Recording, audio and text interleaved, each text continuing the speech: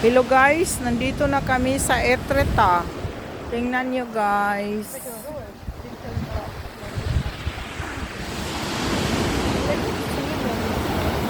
Oh.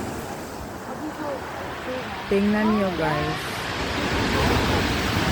Tapos punta kami sa likod guys.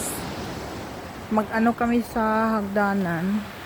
Diyan kami dadaan. Papunta sa ibabaw guys. Ibabaw, tingnan nyo, may mga tao sa ibabaw. Diyan, doon. Tingnan namin yung isang bato doon sa likod.